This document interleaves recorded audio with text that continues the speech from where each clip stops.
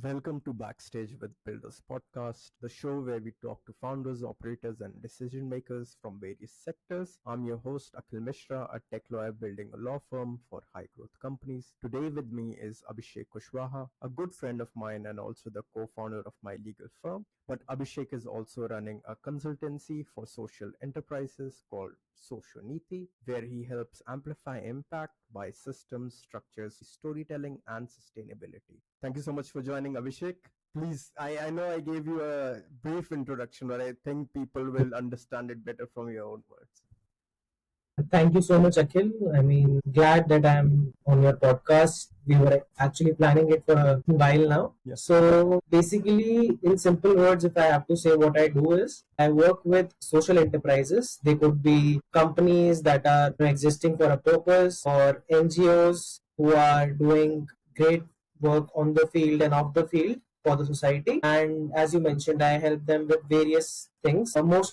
Mostly it's strategy, and then I also help them with their scalability, sustainability, and meanwhile a lot of other things. Yeah. That makes sense. That's good.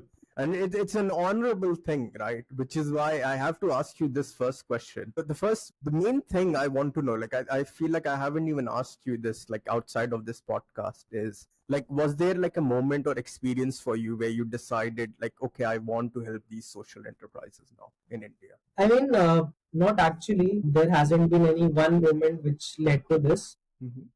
But yes, while I was practicing, law for a while, for a very brief while, and even in the college when we were together. Right. So at that point of time when COVID hit, at that point I realized that maybe typical law career paths won't be my cup of tea, and that is why I shifted and started doing multiple other things where I realized that I would like to be in the social sector. Mm-hmm. I worked with a few NGOs, and then I realized that I get a kick when I am working on multiple such projects, and that is when the idea of SocioNiti started. Right. That's good though. That's so experimentation is how you basically got through this, right? That makes sense. But you have worked with enterprises already, organizations, right? And normally when you are working with someone or starting working with someone, is there any particular thing like you look for or suggest to help them get better with? If I talk about the two segments, one segment is the NGO segment. So here, most of the NGOs are struggling with the funding. But what they ignore is that mostly funding will come to the NGOs which are, structured in a well thought manner and also having all the compliances in check. And people don't actually think about these things in the initial few years, and that is Right. why they start facing problems with funding.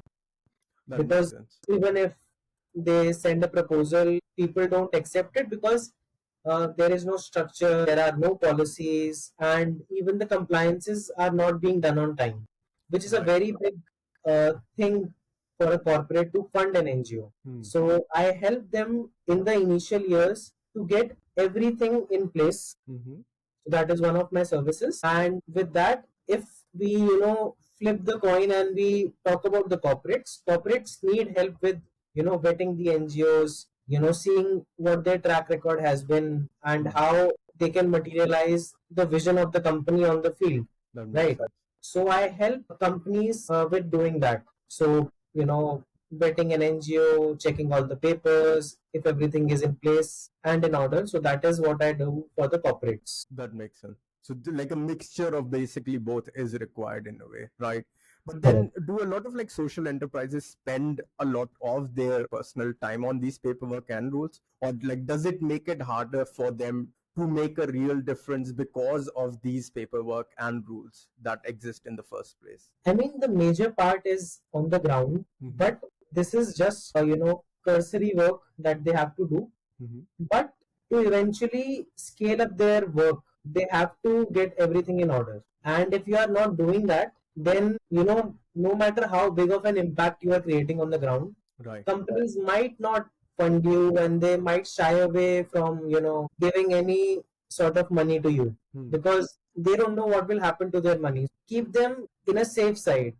So any corporate would want to be on the safe side. They don't want to fund any other NGO. So that is why preferably they will look for an NGO which has existed for a long time, and because they have existed for a long time, now they know how to do the paperwork. Right, that Right. makes sense. Yeah. And a young NGO would fail to do that because right now they don't have any resources. They also have very little time because they are busy in the operations on ground.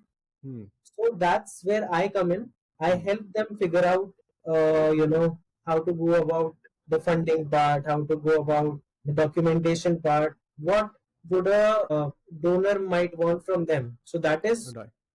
all I figure out with them in the strategy meetings that we have. That makes sense. That's good though. But I feel like a lot of times, like even when they have their paperwork in place, right? Even when they have all the bells and whistles in check, right?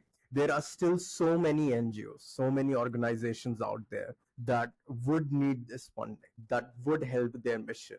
But only a handful will be chosen at the end, right? Because there's only so much fund that can go around. Then in those cases, when every like organization has their all their paperwork, everything in check, what is the one thing people are looking for, the investors are looking for in these NGOs that get them to that next stage, which is okay, they have everything in check, which is expected of them, but this one thing stands out for them where I do want to invest So, Akhil, I'll just correct you a little bit here. more.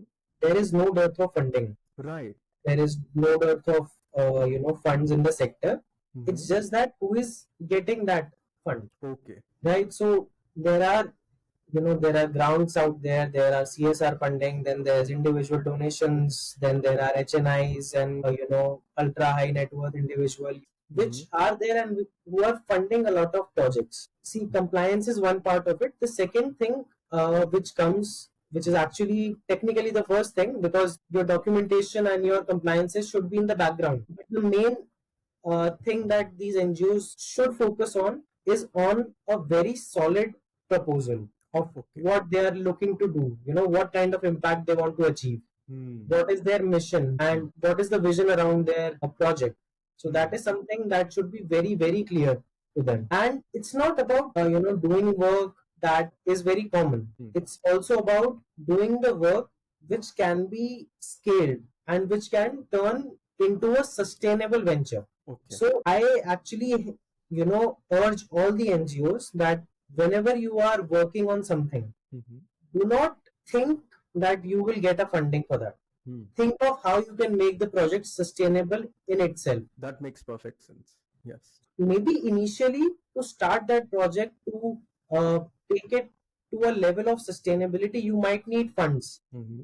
but you must, think about what would be your exit plan. Hmm.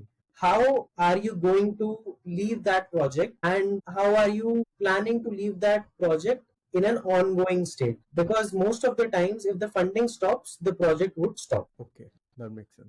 which is something that even corporates look for. They want uh, NGOs to work on proposals and work on projects which are sustainable in themselves, rather than funding one time projects which are done for 1 year, and after that 1 year you can't find the project, you can't find anything about the project there. Yeah.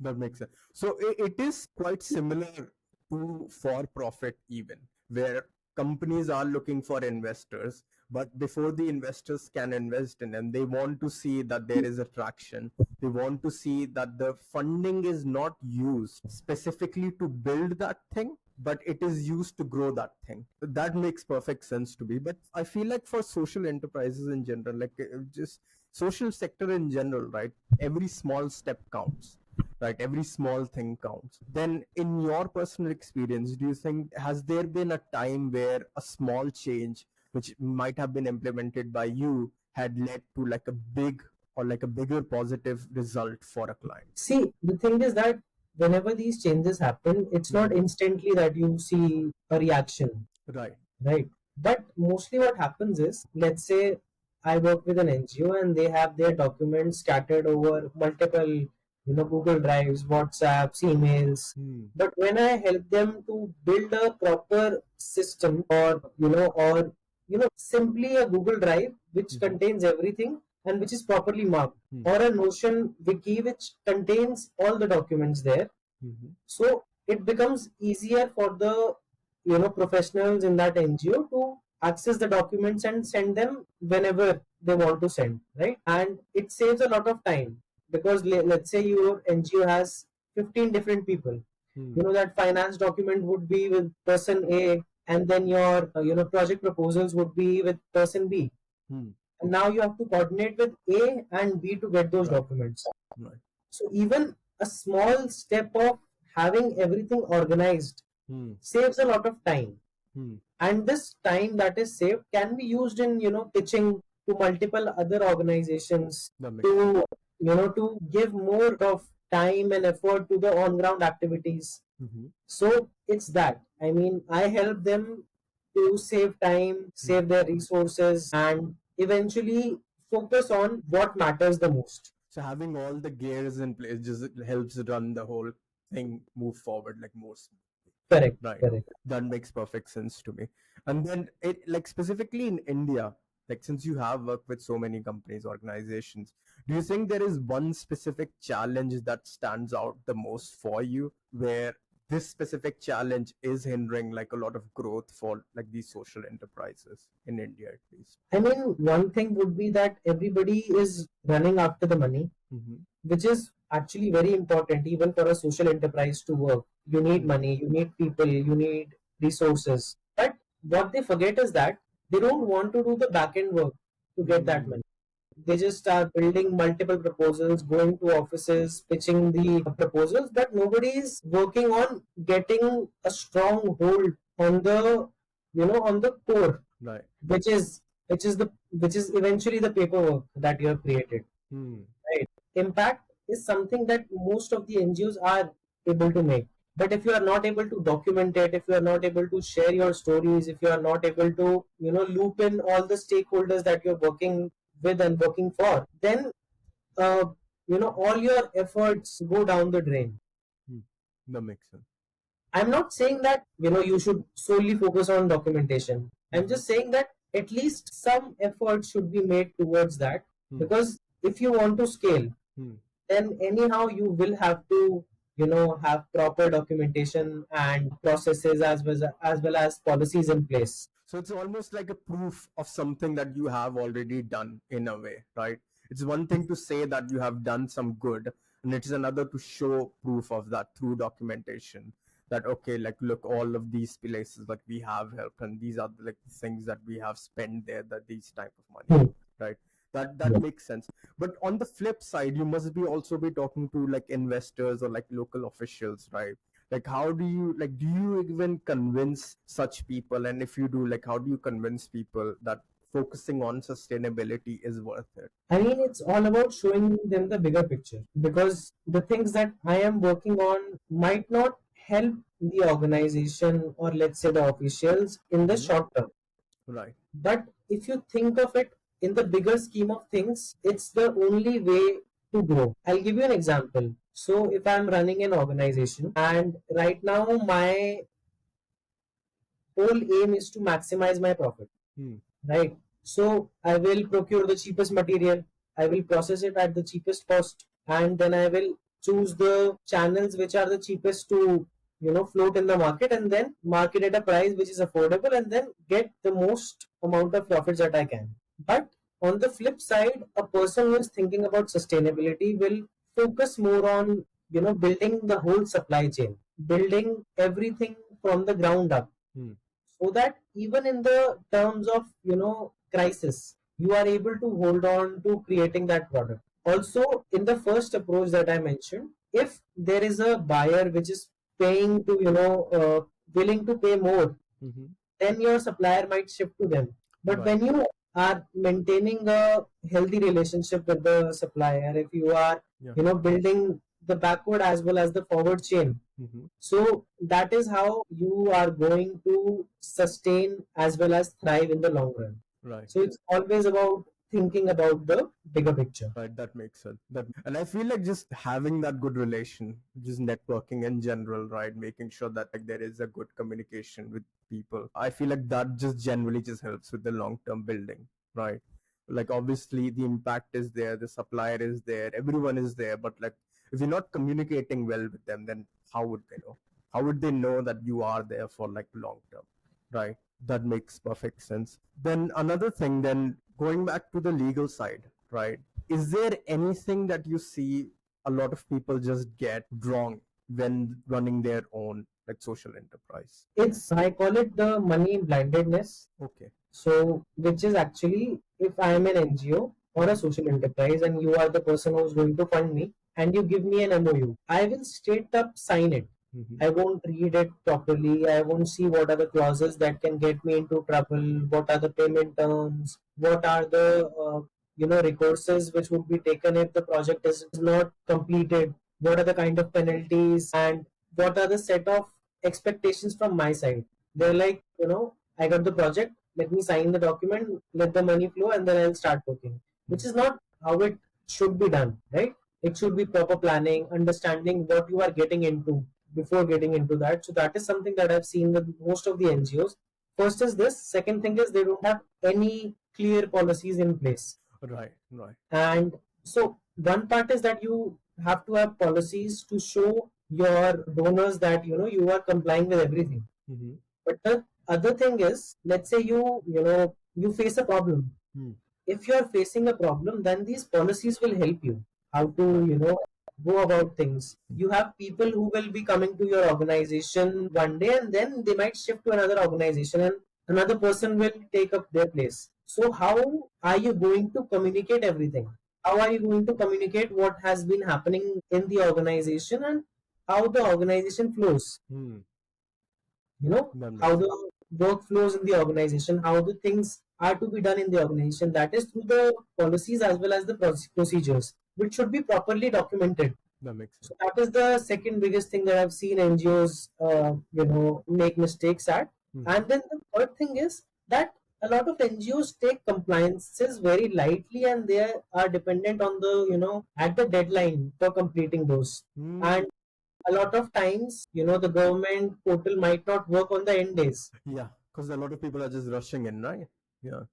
So you have to plan accordingly and be a bit fast as well as diligent while doing all the documentation and then submitting it to the portals of government. That And makes sense. that is how these are the three big things that I've seen. That makes sense. So like the issue is like they rush it too much. The second thing is they don't have proper foundation and communication in place, right? Hmm. And the third thing is they just have to be proactive with it. Hmm. Like just take things like before like they happen, right? Make sure they are doing things as early as possible without even relying on like the last minute like deadline, right? That makes sense. Abhishek, then like one final question for you. For everyone that is listening right now who want to help, right, but they don't know where to start, right? What's one simple thing can they do to support social impact in their own community? I mean, it's not about just funding, Mm-hmm. right? Funding is one part of it. If you are a corporate, then obviously you can fund a good deed and that will make the difference. But in general, if you want to help the social enterprises, you can volunteer your time, you can volunteer your skills. I mean, there are a lot of initiatives which are helping NGOs get skilled volunteers. Right. So you can go to these platforms and then volunteer your time with the NGOs and help them in whatever way you can. Okay, that makes sense. Then one thing that you can do is if you are not able to volunteer your time or you are not able to work for an NGO, then maybe you can do your own small charities at home, helping people. And it's not about being associated to an organization. It's about what intent do you have. Right. Is your heart in the right place? So if that is the case, then I mean, even if you are helping people while going to office, let's say helping someone pick up a bag or doing that, I mean, in general, being kind. Intention itself will drive the action, right? Like then they won't have to make excuses. Oh, I don't have funding to give to these people. You can just use your time to do the good acts, essentially. Correct. Right. That makes sense. Thank you so much, Abhishek. I will have Abhishek's full information in the description where you can reach out to him, where you can find him, his website's link, everything. And again, I feel like this was an important episode for me too. I feel like social impact in general is important and should be shared with more people. So thank you so much for your time, Abhishek. Thank you so much for having me, Akhil. Yeah.